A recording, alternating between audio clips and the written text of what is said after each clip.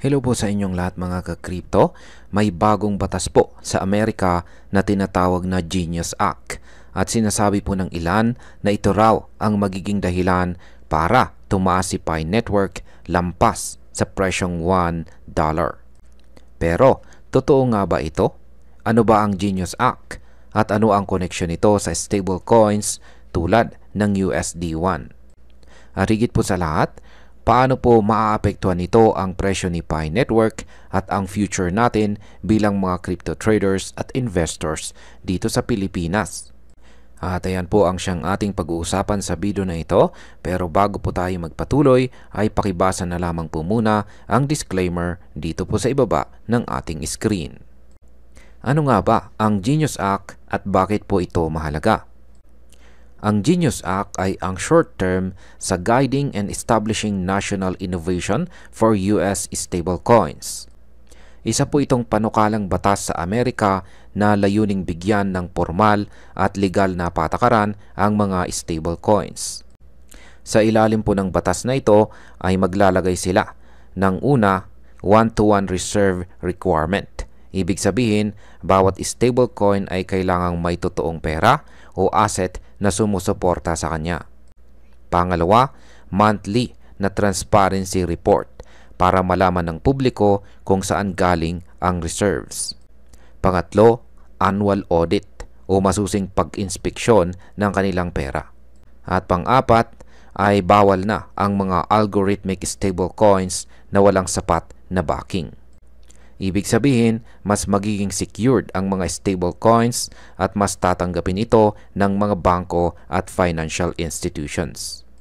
Ngayon ay paano pa makikinabang si Pi Network sa Genius Act na ito? Sa unang tingin, parang hindi konektado si Pi Network sa batas na ito. Pero may napakahalagang twist.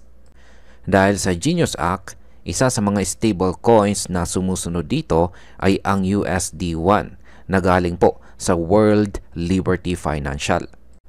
Back po ito ng totoong US dollars at assets gaya ng cash at saka US Treasuries. Ngayon, nakipag-partner na si Pi Network sa stablecoin na ito dahil may bagong trading pair na Pi USD1 sa mga major exchanges tulad po ng MEXC. Sa madaling salita ay mas stable na po ang price ni Pi. Mas malinaw na ang price discovery or tunay na value niya. At mas madali na rin siyang i-trade ng mga institutional investors. Paano naman po makakaapekto ang Pi USD1 na trading pair sa presyo ni Pi? Ang pagkakaroon po ng Pi USD1 ay parang binigyan ng trusted na kaibigan si Pi. Mas nagiging reliable ang kanyang price movement dahil hindi na siya nakapair lamang sa volatile coins tulad ng BTC or ETH.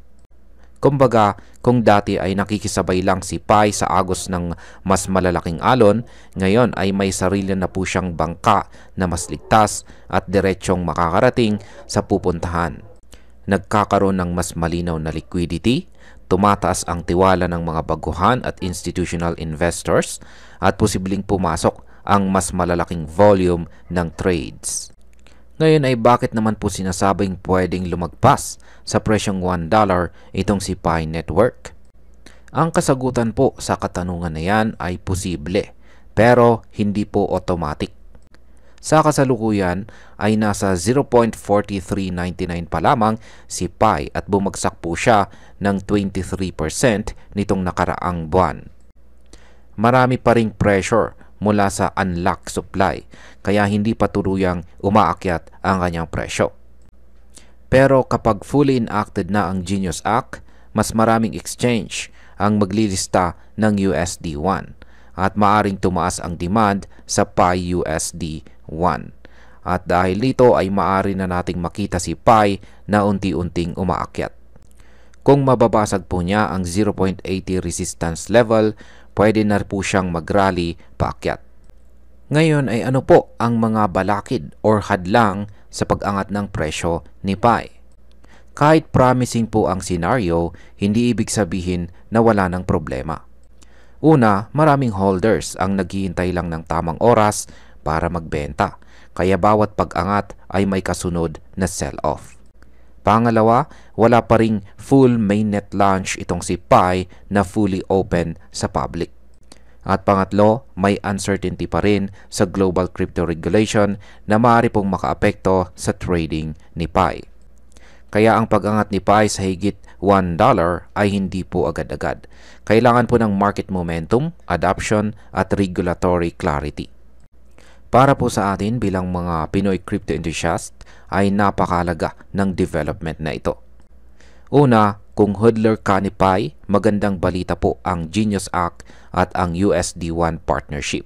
Posibleng tumaas po ang value ng ating holdings. Pangalawa, para po sa mga bagong gustong pumasok, mas ligtas na ngayon ang mag-trade ng Pi gamit ang Pi USD1 na trading pair. At pangatlo, nagiging benchmark na ito para sa mga susunod na Pinoy crypto projects.